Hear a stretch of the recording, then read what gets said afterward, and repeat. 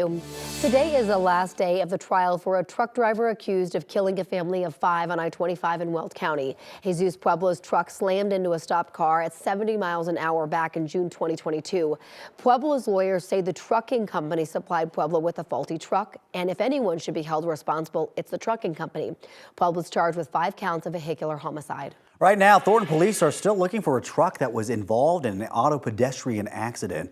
It was one of 2 incidents that Denver saw in a span of 24 hours. The first one in Thornton Sunday morning, the other in Arapahoe County just yesterday. Fatal auto pedestrian crashes have risen dramatically over the last 4 years.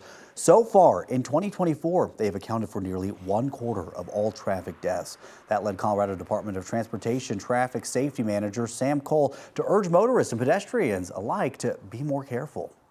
We at CDOT and other cities and towns are trying to improve our roadways. We're trying to put in more crosswalks.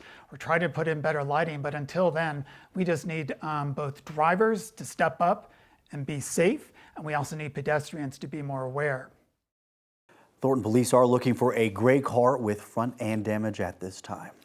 Today, the Supreme Court will hear oral arguments about limiting access to the abortion medication mifepristone. News reporter Courtney Yoon is following this for us this morning. Courtney, this drug's been in use for more than 20 years. Yeah, that's right, Corey. The FDA first approved mifepristone back in 2000. And according to Planned Parenthood of the Rocky Mountains, the medication has been proven to be safe and effective in the 20-plus years since. They call the court challenge political and concerning. Since its approval by the FDA back in 2000, nearly 6 million women have used mifepristone. Often it's used to treat miscarriages. Nationally, medication abortions make up nearly 2 in every 3 abortions. That's according to data from the Guttmacher Institute. Here in Colorado, that number is even higher.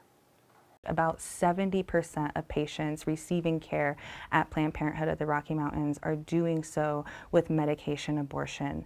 And this attack is going to disrupt, right, the standard of care at our health centers.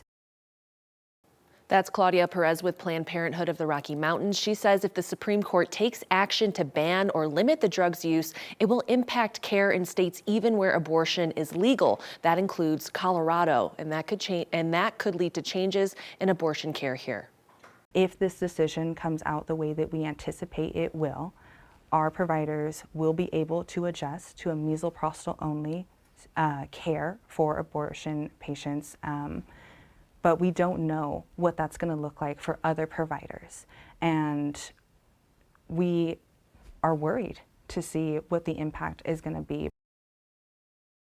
It's important to note, despite the bans many states passed after Roe v. Wade was overturned, last year the U.S. hit its highest number of abortions in more than a decade. The Supreme Court is set to hear oral arguments this morning starting at 8 o'clock. A decision will take time. It's not expected until later this summer. Courtney Yoon, 9 News. All right, we'll see what happens with it. Courtney, thank you. It is now 6:05 on your Tuesday morning, and Florida Governor Ron DeSantis signed a new law banning social media accounts for kids under 14. Under the law, 15 and 16-year-olds in Florida can get social media accounts with parental consent. The Republican governor says the bill gives parents a greater ability to protect their kids. That bill is set to go into effect on January 1st, and it is expected to face legal challenges from the tech industry, among others.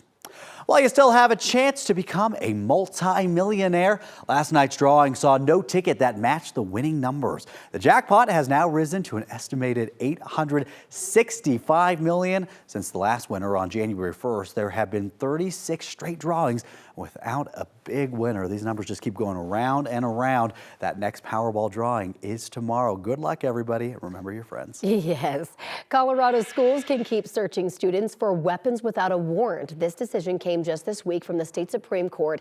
It's been an issue in focus since last year when an East High student in Denver shot 2 teens during a pat-down. The case before the court wasn't directly related to the shooting at East. It was a student from John F. Kennedy High School who argued the district violated his constitutional rights in 2019 when school leaders searched him as part of a safety plan and found a loaded handgun in his backpack. The student was arrested and tried to have evidence of the search tossed out in court because he didn't consent to the search. The state Supreme Court ruled that students under those school safety plans cannot expect the same right to privacy